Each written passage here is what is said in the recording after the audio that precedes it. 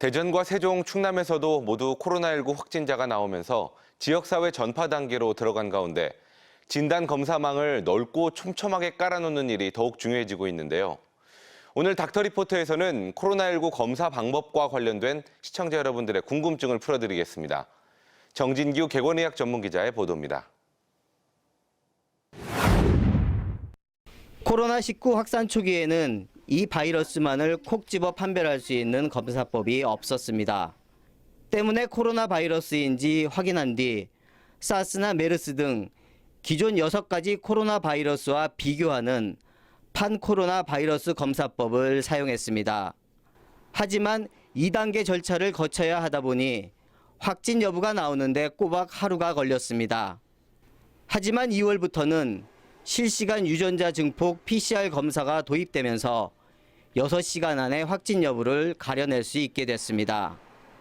유증상자의 콧물과 가래 등 검체를 채취해 배양한 뒤 코로나19 유전자에만 반응하는 진단시약을 묻혀 증폭장치에 넣고 돌려 바이러스 유무를 밝혀내는 방식입니다. 유전자 증폭기를 이용해서 코로나 바이러스 19의 특이적인 유전자가 증폭이 되면 양성이라고 하고요. 증폭이 되지 않으면 음성이라고 하고 있습니다. 유전자 증폭 검사로 바이러스를 판별하려면 그에 맞는 진단 시약이 있어야 합니다. 지난 1월 코로나19 유전자 염기 서열이 공개된 뒤 질병관리본부는 의료계, 바이오업계와 공동으로 진단 시약 개발에 들어갔습니다.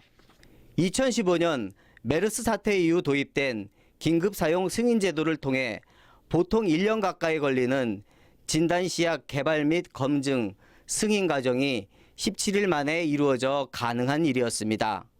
저희들이 메르스 바이러스 사태의 경험을 토대로 해서 질병관리본부와 진단검사의학회가 적극 협조해서 세계에서 제일 빠른 진단제 개발을 하게 된 것입니다.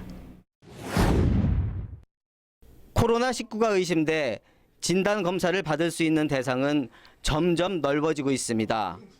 특히 29번 환자를 시작으로 해외 방문 이력도 없고 확진자 접촉 여부도 없는 확진자가 속출하는 만큼 지역사회 감염에 대한 우려가 커지고 있습니다. 때문에 질병관리본부는 해외 여행력이 없더라도 의사소견에 따라 진단검사를 실시하고 의료진 판단에 따라 폐렴으로 입원 중인 환자에게도 진단검사를 실시할 수 있도록 할 계획입니다. 감염 경로를 알 수 없는 코로나19 확진자가 나오면서 지역사회 감염에 대한 우려가 현실이 되고 있습니다. 당분간 불필요한 모임은 피하고 손 씻기와 마스크 착용 등 개인위생 관리를 더욱 철저히 하는 게 중요합니다. TJB 닥터리포트 정직입니다.